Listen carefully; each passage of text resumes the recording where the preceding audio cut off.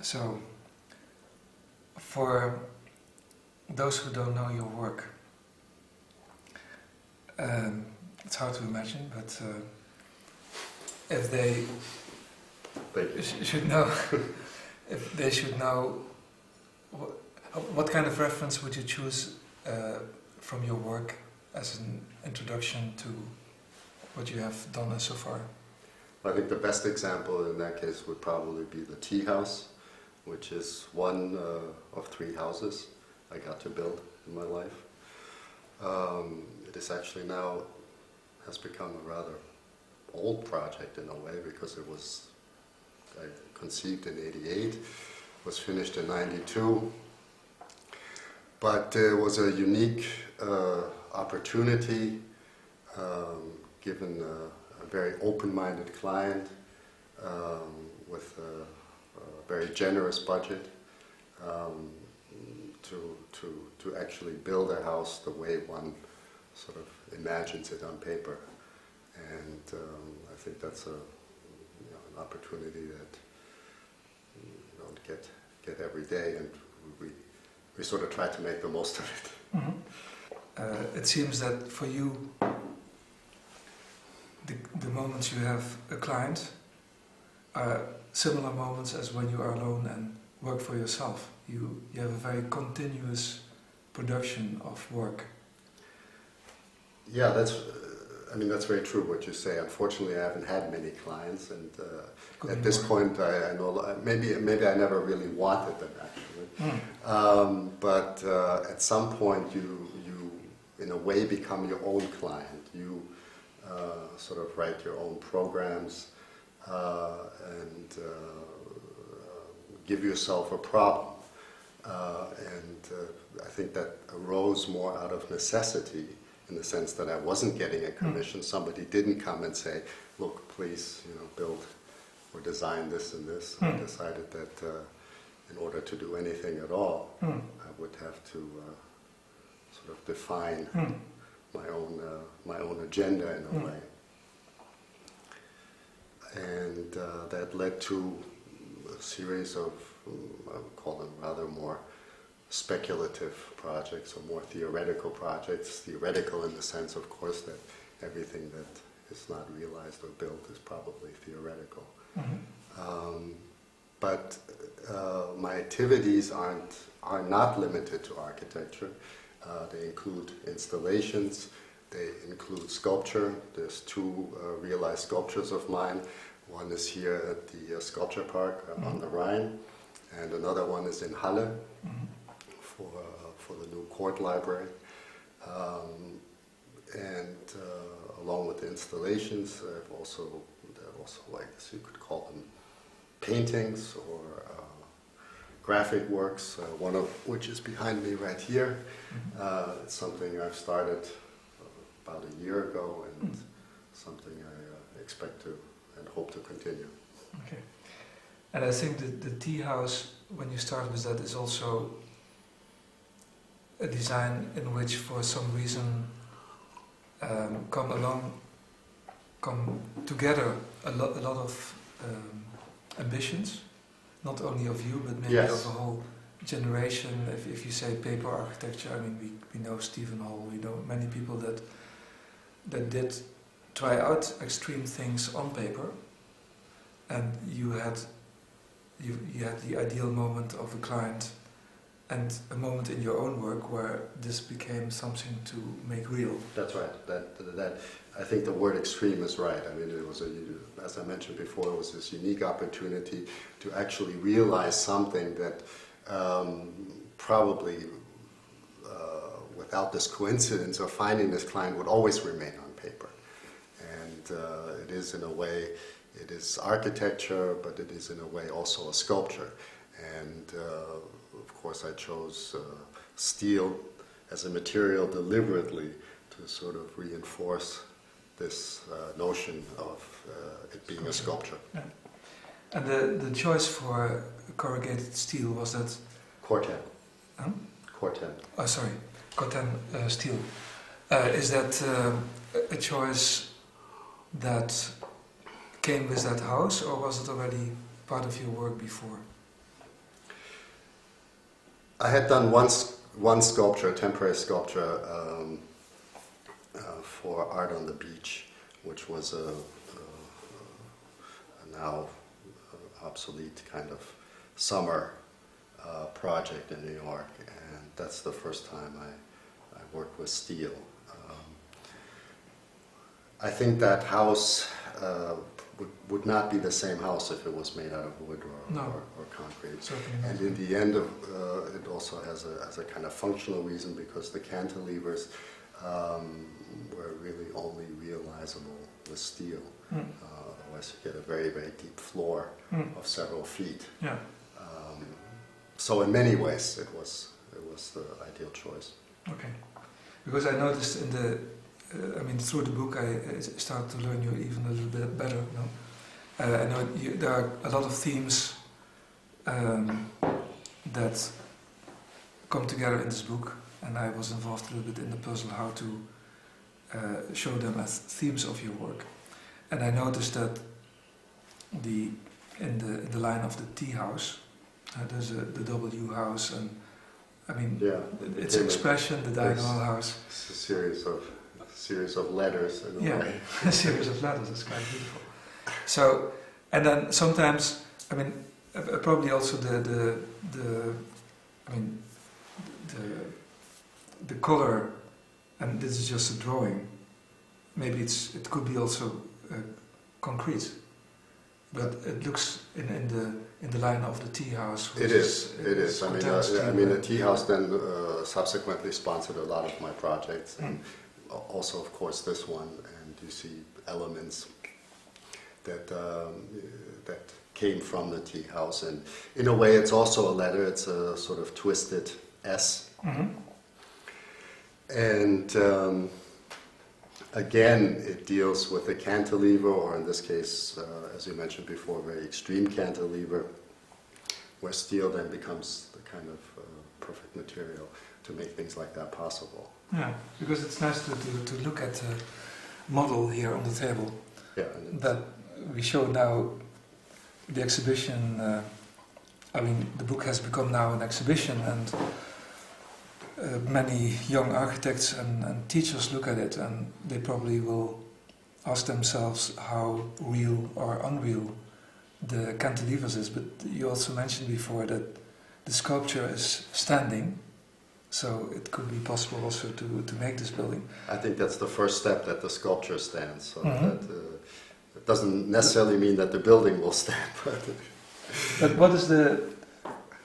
You do it by intuition, but you apparently want to go to what you call in German like a Schmerzgrenze, to go to an extreme that where a cantilever stops to be real.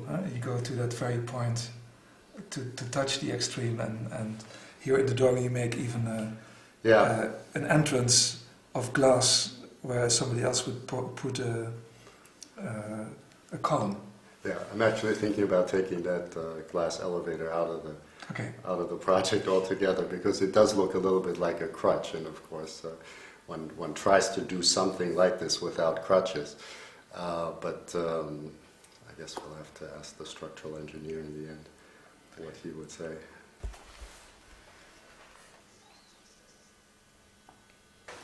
Most of the projects in this book are conceived as a series, exception maybe the Museum for Russian Revolutionary Art or a couple of other ones.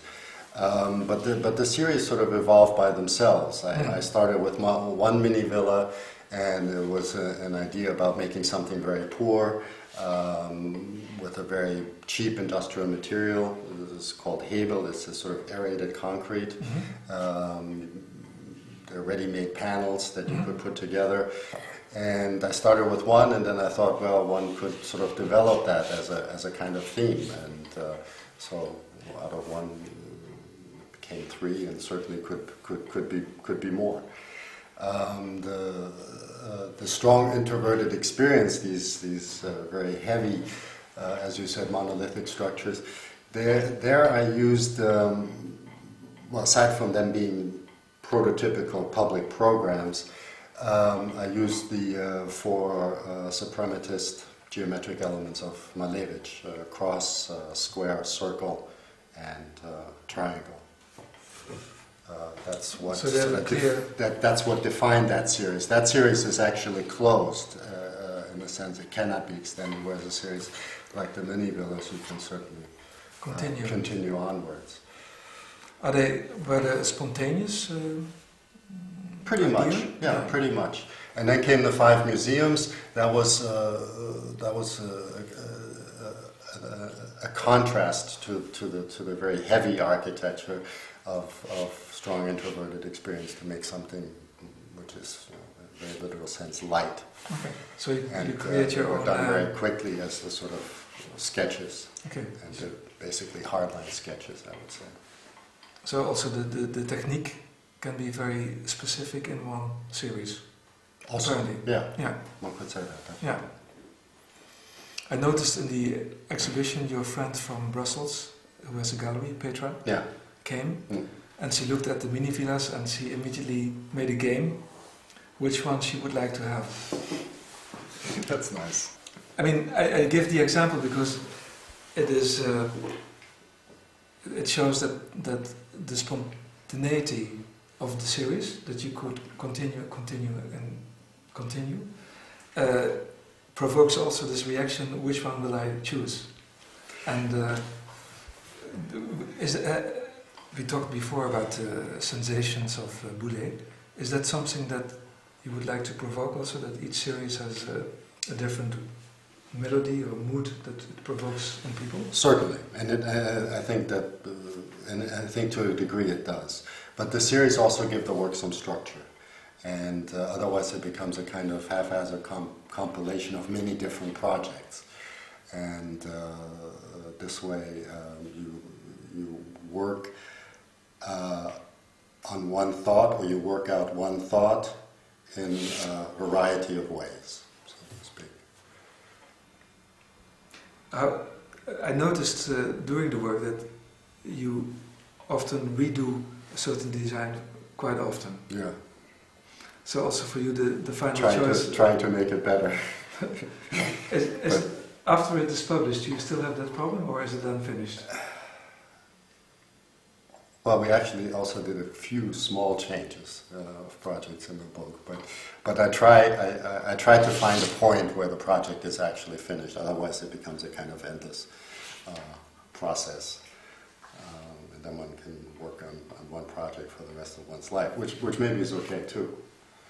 But that's not so my intention. Do you have the experience that working with an engineer brings you in a kind of dialogue to change your design, or does it often confirm what you want? Well, unfortunately, I haven't had many opportunities to work with engineers because obviously so little of mine has been built.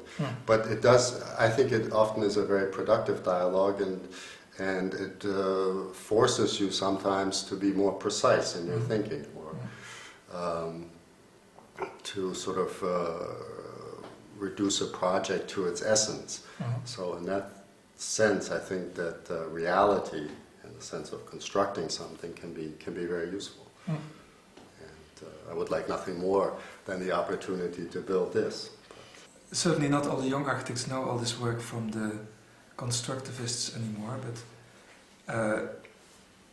older architects would immediately think of it, and I think knowing more about your work, that probably it would be unfair as well to situate it that immediately in the context of constructivism. I think there has happened so much more later on that the way you talk about the twisted S, huh? I mean, in the Wolkenbügel of Lissitzky is not so much twisted. No, but it certainly has aspects of Lissitzky's Skyprop.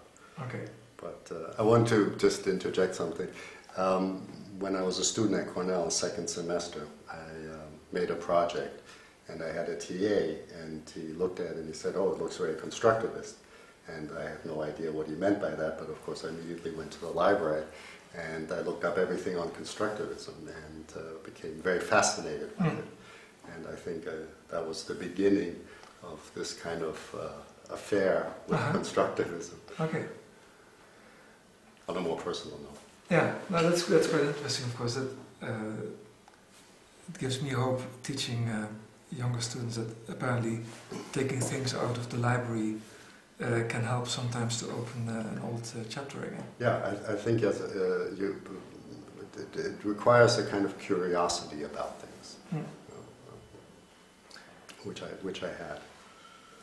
Looking at the gestures of the sculpture, I noticed already from the drawing, but now also from the model, that there is an aspect that is, like you described, sculpture, the standing, and what we discussed now, this cantilevering aspect, which is very much like the moving part, or anyway, there's when you say twisted, it's an expression that talks about movement, also when it does not move. And I tried, before this talk, I tried to make a scheme, not really a scheme, but a division of the types of work you do. And I realized that some are more about movement and others are less about movement. Some are more about dialogue, others are more about autonomy. And I think that especially the installations are always a dialogue. Yes, that's absolutely correct. I mean, the installations are an interaction with their context, that is their space. So that is very much about dialogue. Whereas the architecture often, because it is missing a context, in the sense that I'm not given a problem to solve, so to speak, it evolves autonomously. Whereas when I'm doing an exhibition, I'm confronted with a situation which I then react to. Probably the best way of saying it. And I mean, I'm fascinated by this abstract idea of isolation and communication as a kind of, as one kind of vocabulary. You can do both. So it means that, of course, on paper you can go anyway.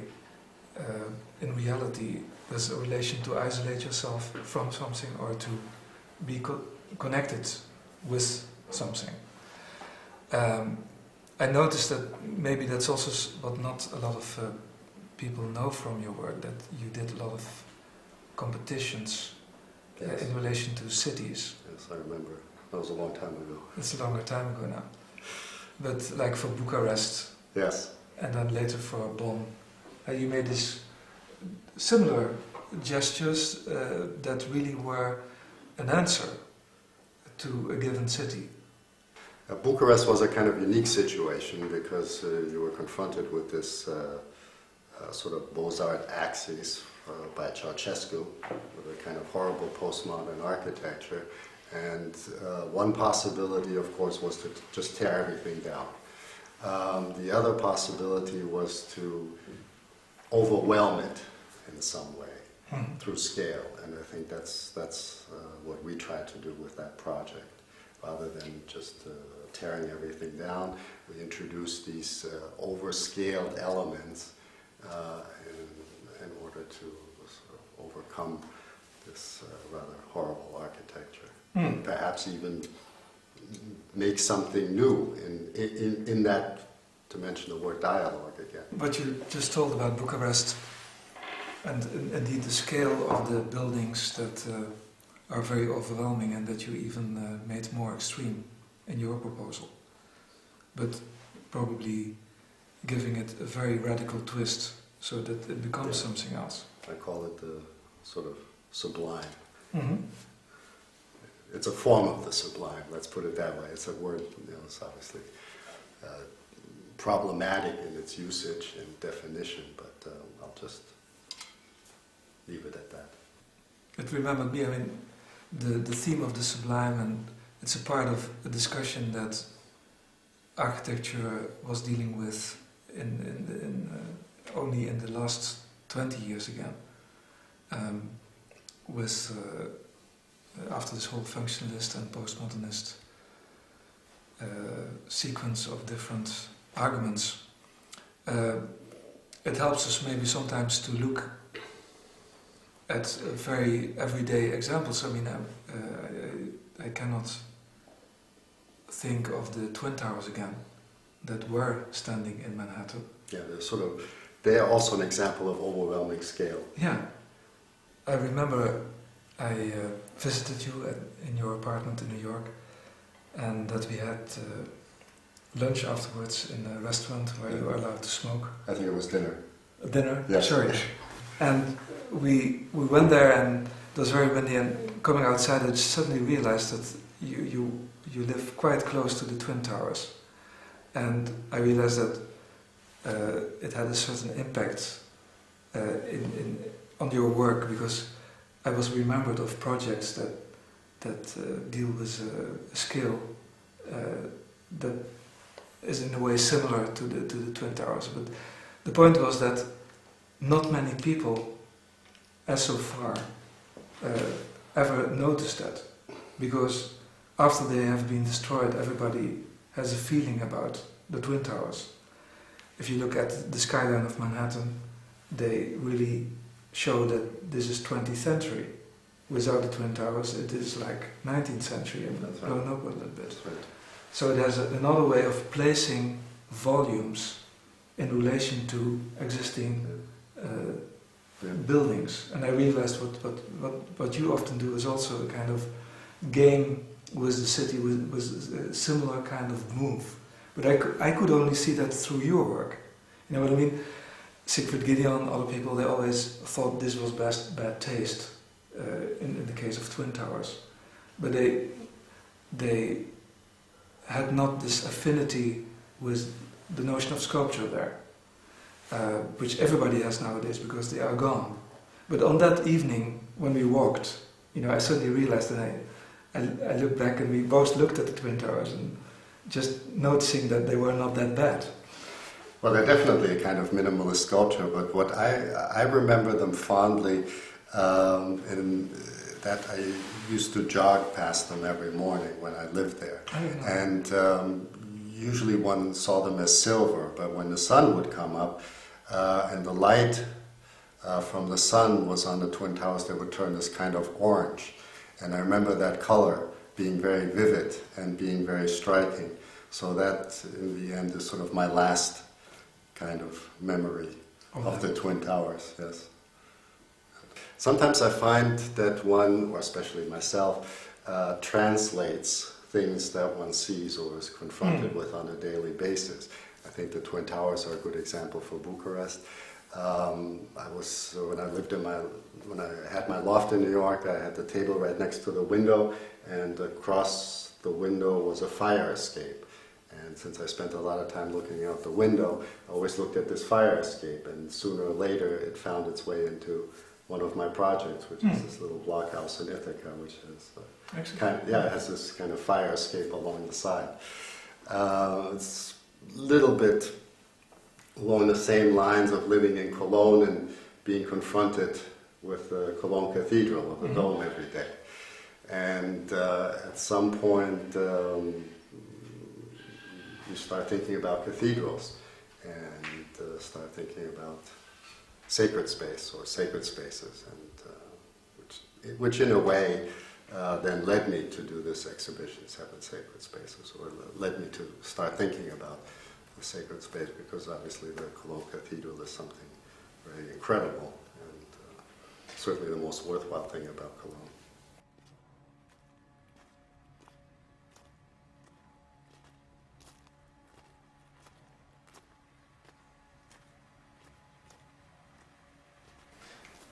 You have exposed now the seven sacred spaces again.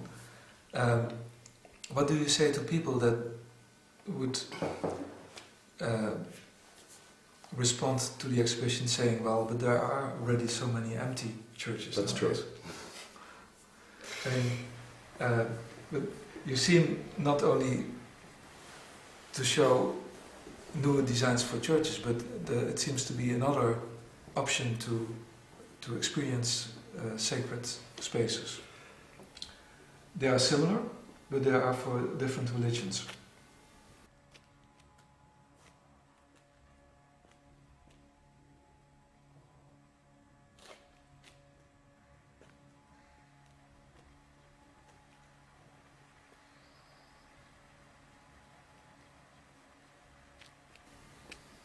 So you show with your work that it's not only it is not an abstract vocabulary that is only silent in itself, but it can communicate to the world, for instance, through religion. Has religion become again a topic for you, or was it? I think this kind of re-emerging interest in religion, which Europe is experiencing at the moment, did not influence my work, or if there's a connection, it's purely coincidental. For me, thinking about the sacred space is thinking about architecture in its purest form. The sacred space is unadulterated by programmatic concerns. There are no offices, there are no toilets, there's nothing. It is pure light, form, and scale. And I think that really, in the end, was the motivation for doing this series. Not necessarily a religious one.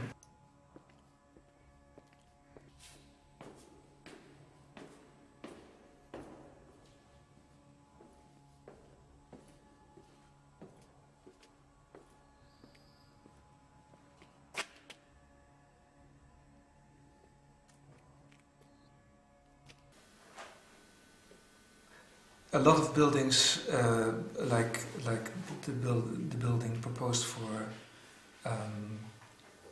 Moscow, are often very closed buildings. The church buildings are quite closed as well, but there's a dramatic light effect in it. Was that a special theme in that series, or is it just? Well, I think that. Obviously, the light, or the manipulation of light, is the essence of the sacred space. And prior to doing that series, I had also seen an exhibition at the Altes Museum by Schinkel of Caravaggio, and I was completely overwhelmed by the paintings of Caravaggio because of this incredible contrast of dark and light. And again, that is something that then led me to start thinking about light, which, as I said before, is something very significant in a sacred space, or the most significant aspect of the sacred space. Of course, the difference is that a church is always a building completely a space by itself, and it almost doesn't need any division. Right. A lot of buildings have to be divided. That's right. And that's exactly that. There are no rooms, there are no corridors, simply the enclosing walls and nothing else. Yeah. There are no floors, and that again, this is what I mentioned before, is that it is the architectural space in its purest form. Coming back to the sublime, I mean, I brought this quote that came from one of your books that is only printed in a small series of the Speaking Architecture. And you bring a quote of Boulez, and I just want to read it because it is like a intention that indeed it is only one sentence, in fact two. Our buildings, and our public buildings in particular, should be to some extent poems. The impression they make on us should arouse in us sensations that correspond to the function of a building in question. End of the quote. And what I found interesting in this two sentences is that the sublime goes, like in the church, away from reality, and the idea of function brings us back to reality. So there's a sensation, and I think you do that very consciously to bring this quote, because you bring in Speaking Architecture also a function like a library, like a museum, like a, like different cathedral also. But yes. So you still have, you have still the you are not a functionalist, but you are very conscious of letting function allow for something else as pure function. Well, that is a very beautiful quote, and I've completely forgotten that I used it, so I'm very grateful to you for reading it. Of course, when one thinks about the sublime, and without elaborating further, one immediately thinks of Boulez, or at least in architecture. The word sublime is, of course, connected to Boulez. But Boulez did this series of projects of public structures. I believe he did a cathedral, he did a kind of a law building, trying to think of all of them, but there were a series of sort of archetypal public structures that he did, of course, also without kind of commission. So maybe it... But he had a kind of fictional client, which was the New Republic. So it was like a... Yes, of course, that was... the new society, they needed also their own new buildings. That's right, and a new kind of architecture. Yeah. Let's go back a little bit in time, to the time period when you were studying. You already mentioned before, I found it quite interesting, detail of you going into the library and discovering history, in this case of constructivism.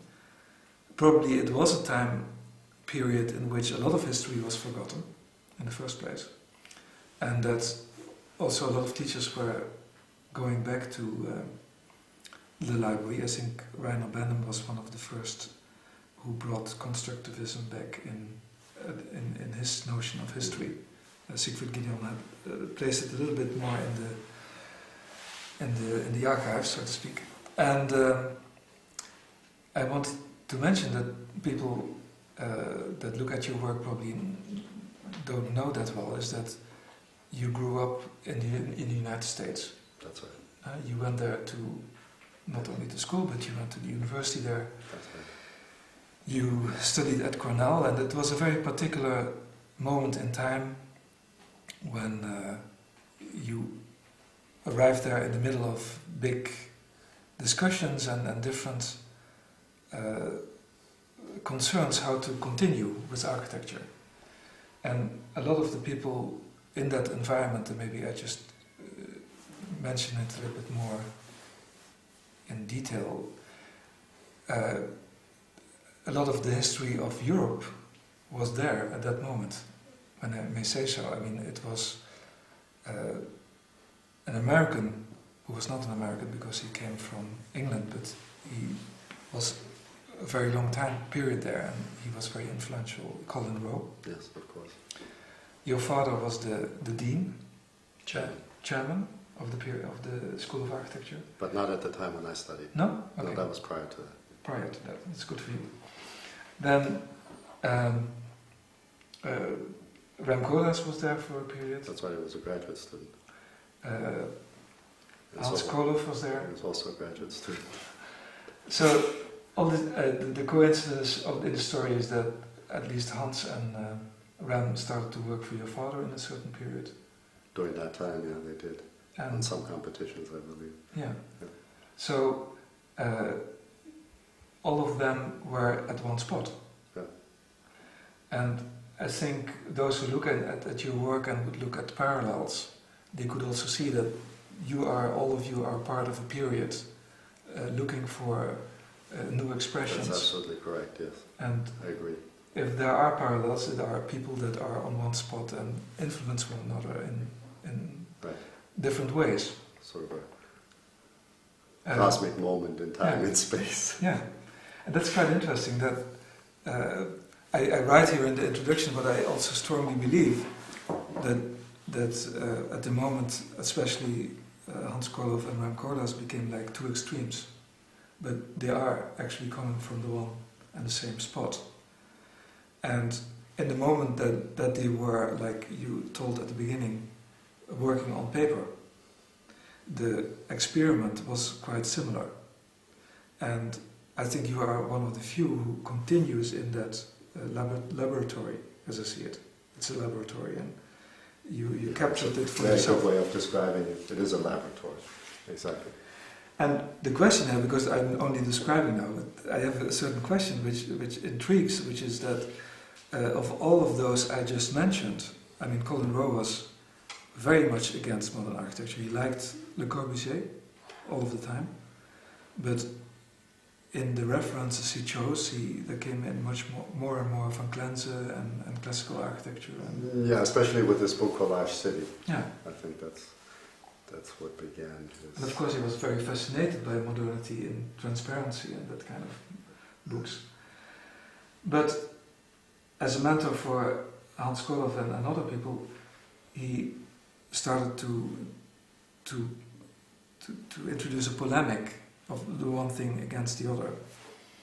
And of all those people I mentioned, and especially also your father, many people chose a direction not returning to modernism in the end. And Rem Koolhaas is maybe an extreme modernist nowadays, but always with a lot of twists.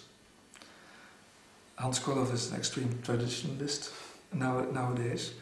And you, extremely in this new exhibition, there's a period we just discussed where you continue on the tea house and formal themes very much in this line of sculpture.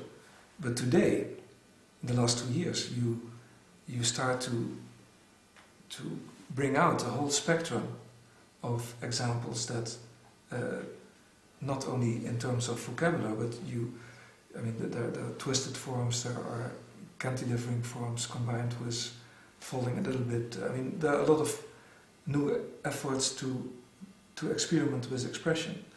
But also the whole notion of what modernism could be, apart from corten steel. I mean, it can be many more things. Of course. It almost seems to explode in this last period. Is there a reason for that, or is it simply growing out of that laboratory, or what happens? I think a big part, of course, I think, as you said, that it grows out of the laboratory in the sense that real commissions are lacking, but I also see myself to some degree as being iconoclastic and not really belonging to any kind of direction. And perhaps we also now live in a time where there are many directions. And you mentioned the word polemic before. I think that when I studied at Cornell, it was a very polemical time. I much prefer the time we live in now, which is much less polemical. Okay. I think that's something that my generation has sort of put aside, and I see that as something positive. Okay, so you relate the kind of opening in your work also to this time period now, in a way? In some way. Yeah. I mean, Nietzsche said, to be of your time, you have to work against your time. But it's not really possible to work against your time. In some ways, you are always of your time, even if you sort of, with an effort and with a concerted effort, you try to work against it, which I, in some ways, tried with the sacred spaces, but it turns out it actually coincides with the time, curiously enough. That's right. And I was dealing with a problem that few architects are thinking about or have been thinking about for quite some time. Would you like to be linked again to the possibility? I mean, you are back now in Europe for a while. Your clients before were mainly in the United States. Yeah, now I don't have any clients. Now you don't have any clients? I don't even sell any sculptures. No? No, nothing. I haven't sold one piece of work since the day I arrived in Germany. And in New York, it was much better. It was much better. So it is a time that the exhibition and the book should introduce you again in Europe. And that would be great. And you would be interested to I mean, there's now this wide diversity of proposals you would be interested to relate them to some city, to some place, to some environment? I think I would very much, yeah.